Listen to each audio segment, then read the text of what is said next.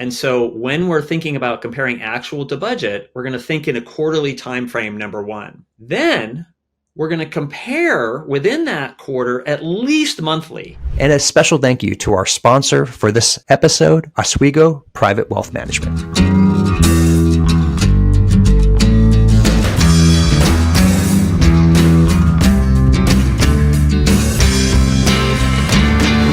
Welcome to another $4 Million Strategies, the best 4 minutes in business for strategies and tactics you could apply to your business today. Excited to have with us Glenn Gow. He is the CEO Success Coach. Our topic, comparing actual to budget. Glenn, what are some best practices that business owners and CEOs should be applying? Thank you, Carl, for having me here. I'm going to talk from the perspective of the CEO. What I am a believer in is while we do an annual plan and an annual budget, we adjust quarterly. And so when we're thinking about comparing actual to budget, we're going to think in a quarterly time frame, number one. Then we're going to compare within that quarter at least monthly. How are we doing against our budget? And why are we going to do this? Because let's do a little bit of math here. The quarter is 13 weeks long. Typically, you don't get closed books until about week 6. So you're almost halfway through the quarter. And then you get the next set of closed books after the second month at 10 weeks in the quarter, which means the quarter's almost over. So we need at least 2 measures during the quarter to understand how are we doing against the budget. We don't have a lot of time for adjustments if we're off budget, which we're likely to be one way or another. So it's critical that at a minimum we do it monthly. Now, in addition, there are many metrics that can be reported on more frequently and should be reported on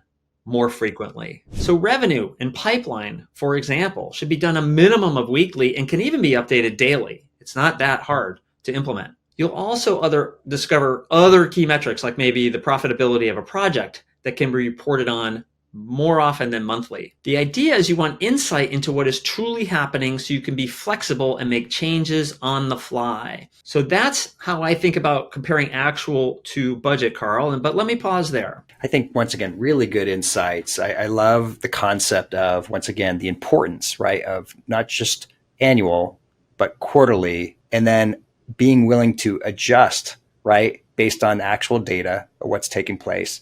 And one of the things you mentioned, which is true, that a lot of small companies and even larger companies surprisingly don't do well, is the importance of getting some actuals way faster, right? For example, sales are typically known.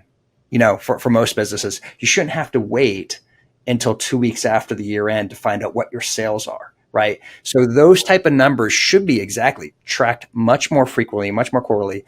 And then when it comes to closing, why not do more accruals? I find it far more value to be relevant than 100% accurate at the end of it, especially the interim months, to make sure that we're tracking more properly. So Glenn, just one more thing of just what is a biggest challenge you see when owners are trying to track their budgets that they should try to avoid?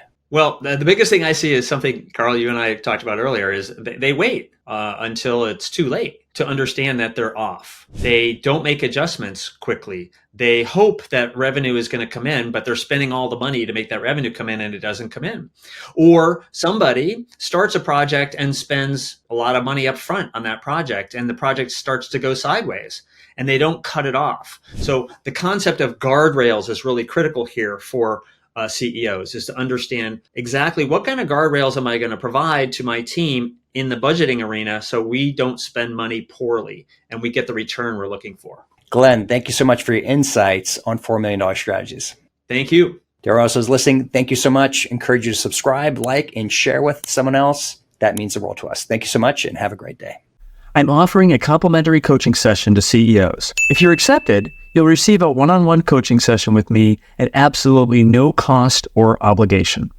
Due to my current commitments, I'm only able to accept a modest number of requests for coaching. During the coaching session, we'll immediately go to work and address your highest priority challenges. You will walk away with ways to begin solving your biggest problems. And you'll get a sense for whether or not we're a fit for each other.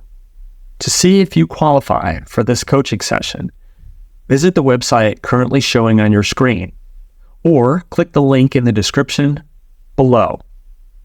Thank you.